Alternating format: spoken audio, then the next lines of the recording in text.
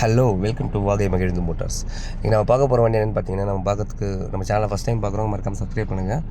So இங்கே tinkering and painting, mechanical, AC, electrical work எல்லாருக்குமே பண்ணுறோம். இது திருநின்ற ரோடில் இருக்குது multi brand car service centre.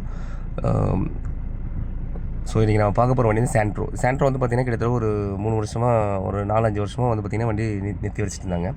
So அதை நிறுத்தி வச்சு ஃபுல்லாக எலி கடிச்சு கம்ப்ளீட்டாகவே பார்த்திங்கன்னா இந்த வைப்பை அதான் ஃபியூல் பம்ப் சொல்லுவாங்க. ஃபியூல் பம்பில் இருக்க ஒரு மோட்டர், அந்த மோட்டர் வந்து ஃபுல்லாகவே இருந்து போச்சு. ஸோ அதனால் உங்களுக்கு வண்டி வந்து ஸ்டார்ட் ஆகாது, ஹேங் ஆகும், வண்டி ஸ்டார்ட் ஆகாது. இதுதான் இந்த வண்டியில் கம்ப்ளைண்ட்டு.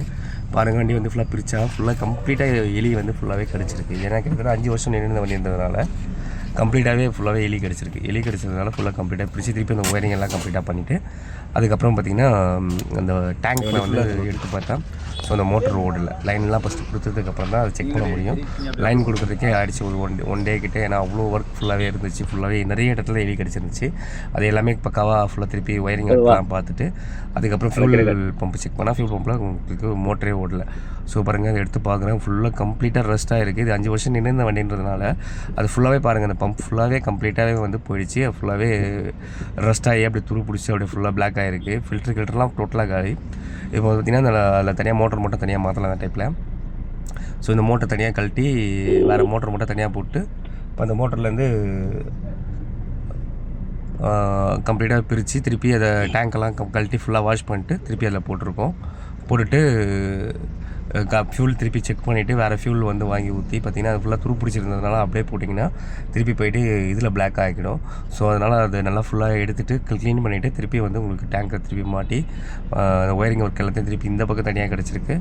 அதையும் பார்த்துட்டு 2 பக்கமும் கிடச்சிருக்கிறதுனால எல்லா பக்கமும் பார்த்துட்டு ஸோ இப்போது மீதி ஒர்க் வந்து இப்போ அந்த டேங்க்கெல்லாம் ஃபுல்லாக கம்ப்ளீட்டாக வாஷ் பண்ணி பாருங்கள். உள்ளே எவ்வளோ துரு இருக்குது பாருங்கள். இது திருப்பி ஃபுல்லாக எடுத்துகிட்டு அது உள்ளேருந்து கொட்டின துரு மட்டும் காட்டுற பாருங்கள். இந்த அளவுக்கு இருக்குது உள்ளே. ஸோ அப்புறம் வந்து பார்த்திங்கன்னா ஃபுல்லாக பம்ப் இல்லை, அதனால தான் உங்களுக்கு பம்ப் போயிடுது. ஸோ அதில் மேக்ஸிமம் நீங்கள் ரொம்ப நாள் கழிச்சு எடுக்கிறீங்க அப்படின்னா இது மாதிரி கண்டிப்பாக வந்து டேங்கெல்லாம் கழட்டி க்ளீன் பண்ணிட்டு திருப்பி வண்டி ஸ்டார்ட் பண்ணுறது நல்லது. ஏன்னா திருப்பி இல்லைனா அந்த ஃபியூல் பம்ப் போகிறதுக்கு நிறைய வாய்ப்பு இருக்குது. ஸோ அதுதான். நன்றி நண்பர்களே. இந்த வீடியோ பிடிச்சிருந்துச்சுன்னா மறக்காமல் லைக் பண்ணுங்கள், கமெண்ட் பண்ணுங்கள், சப்ஸ்கிரைப் பண்ணுங்கள். தெரிஞ்ச ஃப்ரெண்டுங்க கார் வச்சுருக்கவங்களுக்கு கண்டிப்பாக ஷேர் பண்ணுங்கள். நம்மளுக்கு வந்து திருநின்ற ஊரில் இருக்குது multi brand car service centre. இங்கே tinkering and painting, mechanical, AC, electrical எல்லாருக்குமே பண்ணுறோம். இது வேணாலும் நிச்சயமாக டிஸ்கிரிப்ஷனில் கொடுத்துருக்க நம்பருக்கு கால் பண்ணுங்கள். நன்றி நண்பர்களே. அடுத்த ஒரு வண்டியை வேறு ஒரு மாடலோடு சந்திப்போம்.